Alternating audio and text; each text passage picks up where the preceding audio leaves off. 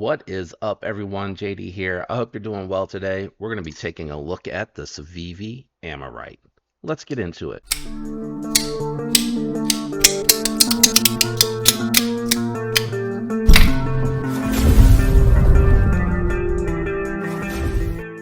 All right, guys. So today we're going to be doing my full review of the Civivi Amirite.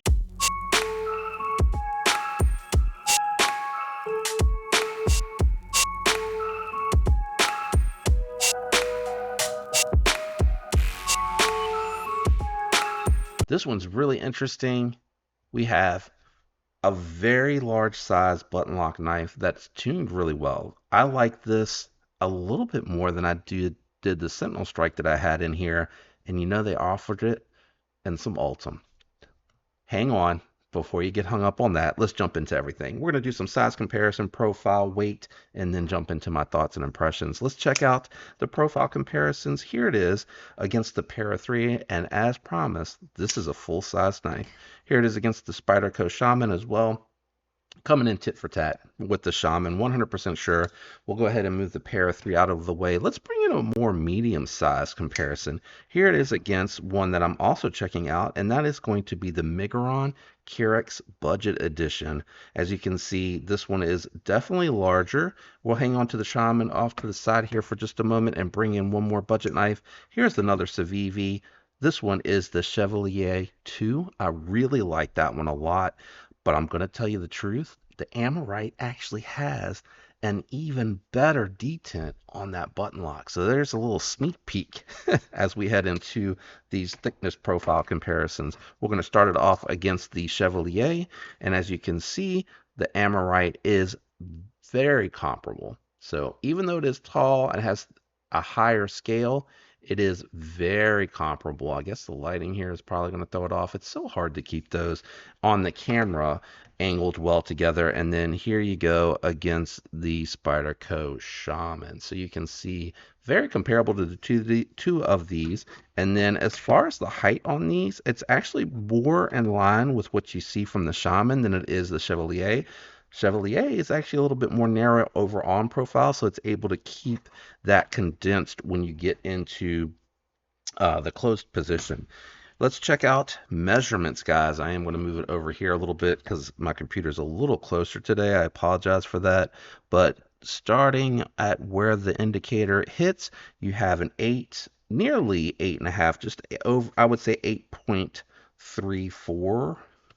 Yeah, 8.3. 8.3 overall length. You have 4 inches if you come all the way down to the bottom, and I just moved the knife a little bit.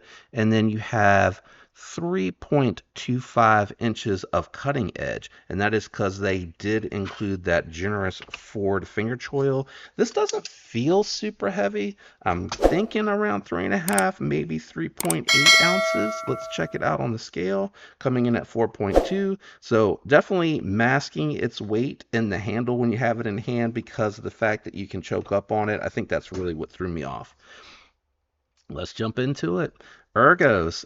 Very comfortable, very neutral handle, very tall, but still slender. Pocket clip does ramp back down. I know a lot of people complain about that, but I have no issues. Comfortable, plenty of space for me to change my grip up. Trigger pull is comfortable. I will note though that when you start to get a little bit closer to where it sharp or thins out for the sharpened edge, you kind of feel that a little bit. It's a little sharp on the edges there if you're trying to choke up. So if you're trying to choke up, that's where I really feel this for those power cuts. And the trigger pull position, it works really well. And then for the power cuts, I probably would just put the thumb on the spine or poke it out a little bit to help you guide through those power cuts, and just come over here like if you really need a grip, if it's something really tough that you're trying to cut through that's really dense and you need that power, I definitely would come out here. I will also say this is a little bit of a longer clip than what you typically see from Civivi, so there is a tiny bit of flex on it. I'm not quite used to that. Usually their clips are pretty rigid. You have, as you can see through the translucent scales, tons of cutout relief cuts for days to reduce the weight, to get it as close as they could to that 5 ounce weight. All that is going to be what's left of the steel, and the steel that you see here, you got a ton of VG10 Damascus on here, not to be confused with Damascus steel. This is just to get the look. I personally just enjoy it on a couple of knives. I don't usually get it all the time because I like to keep tabs on how they're doing with their 14C28N and their Nitro V. Civivi just does a really good job on it. Now, I am surprised on here how much more I do like the tune on this one. So maybe I need to take my Chevalier apart and stretch the spring a little bit on that, but this feels a little bit more crisp. I'm not quite sure how they accomplished that. There's a couple things they could have done. Could be the lockup engagement when the plunge lock comes out into the position for locking in and out. There's a couple of things. It could be the spring might be that I've had the Chevalier a little bit longer, so the spring might have softened up, so I might need to take it apart, stretch it out a little bit to get it where I need it to be. This is that flipper tab. I love this design from Civivi. It's very simplistic, nothing super special about it. Jimping really tight, aggressive, goes all the way around. What that does is it gives you the option to push button, which I really don't like. I hate push button. It is not my favorite. It feels awkward, and it doesn't feel as satisfying as the light switch. I like the light switch, even if you like to push down onto the spine, or you just like to hit it and pull your finger down, kind of like that. It feels very good. Thumb studs on here are a little bit different. They were doing more of the barrel style. This one here kind of reminds me of the newer TRM thumb studs, and they work well. Like, there's a lot of bite on them. You're able to get under them to hit it very easily. Very satisfying to hit on the reverse. I say very satisfying. I'm going to take that back and say that it's satisfying. Reverse flick is satisfying on this one. I do prefer the opening hole or the little notch like you saw in the Chevalier for the reverse flick. I would say well, I don't know how that would look with the Damascus, but I would say just that long pull, that would probably work in this instance for the reverse flick, but the thumb stud is going to be fine. It is going to work just really well, and I appreciate the multiple means of deployment. This was a really well-tuned out-of-the-box knife. It had a little bit of play, so I immediately disassembled, dried everything, minimal amount of lube because I need to take my ball tusk apart because it's starting to leak out a little bit on the pivot on the inside here. You just need a tiny little bit. It goes a long way. I was definitely putting too much on initially because it was like all around the pivot underneath the scale. It had leaked out off of the bearings and off the pivot. So I dialed it back even more on here. I've had this about a week with the disassembly, and it seems to be doing well. Sometimes the shadow from the pivot throws me off a little bit, so I'm wondering if it is leaking out a little bit on the captive side, but it seems to be doing really well. Let's kick it down to the garage because I've been talking a lot about the knife. Let's talk about that cutting performance. All right, we are in the garage with the Amirite. Let's see if this Civivi VG10 and Factory Edge are any good. Oh, Lord. That is slicey, guys. That is really slicey. That's crazy. For as big as this is, that is a really slicey edge. Okay, so I just have some single ply cardboard, and I want to test it in a couple positions. I do feel this pocket clip, and I'm not quite sure if they just changed the angle on this or not, but it's actually fairly comfortable. Whoa.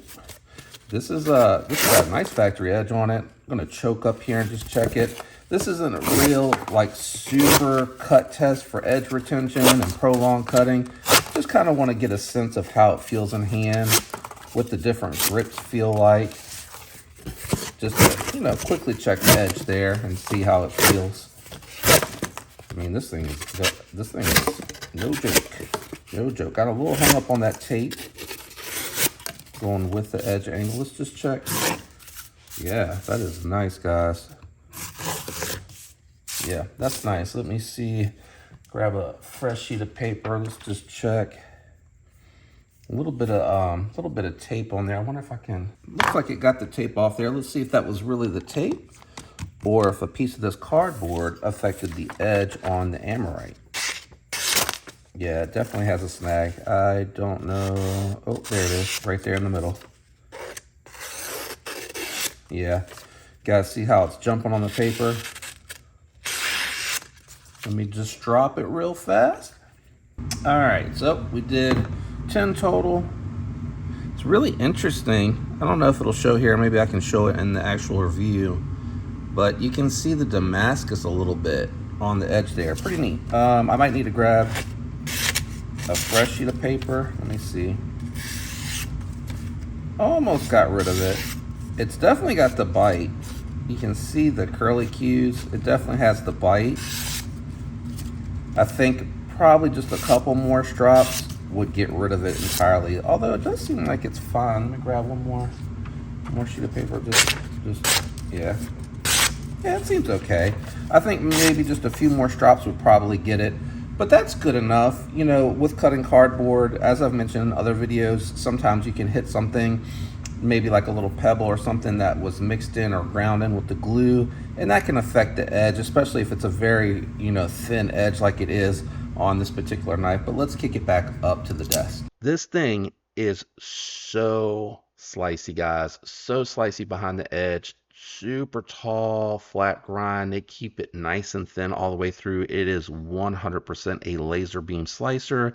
The VG10, Civivi does a good job with their edges for the most part, but I feel like for some reason with this Damascus, I don't know that they're doing that, but I feel like they try to keep the edge even thinner to have less of the Damascus affected by that edge, because I feel like whenever you get the 14C28N from them, they do a better job with that edge and give you just a little bit more of a layback. But again, I could be completely wrong. Maybe it's just thinner behind the edge on the Chevy than it is on the Amirite, but really good cutter, really good utility blade shape.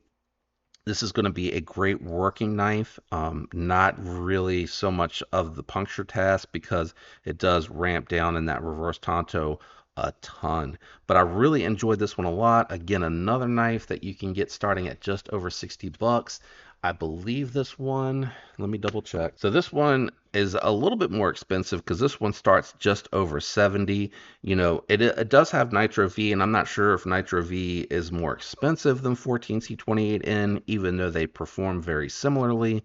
But I really like this model. It is a little bit bigger. There is more material needed to make it, so that could all drive the cost up, maybe a little bit more time on the machine to grind it.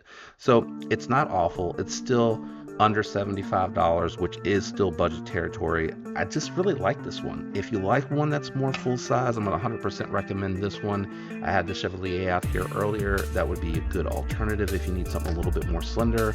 And then the Kyrix is coming in at $59 with 14C28N and micarta. So a couple of alternative recommendations, but I do strongly recommend this one, especially if you like stuff that is a utility cutter, a workhorse. This is definitely going to suit your needs 100%. Before I let you go, I did forget one thing. This is my personal knife. I've been looking at a lot of pass arounds, so I haven't had a chance to do this. So we're going to check it. We're going to do 3, and that's it. Yep. I personally have not had a Civivi button lock fail, so I have no concerns. I just don't want to damage the lock. That's why I'll only do it in the review, and I won't do it at any other point in time. I'll just share that I tested it. I also like to do a whack, unlock and relock it, because it's supposed to be emulating or simulating an accidental whacking of the spine. It is not supposed to be emulating batoning. That's why I do it that way.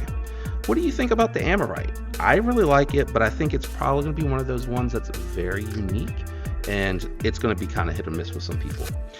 Shout out to everyone out there that likes, comments, subscribed, use the links. Special shout out to my members. I appreciate all the support. I love you guys. I'll catch you on the next one.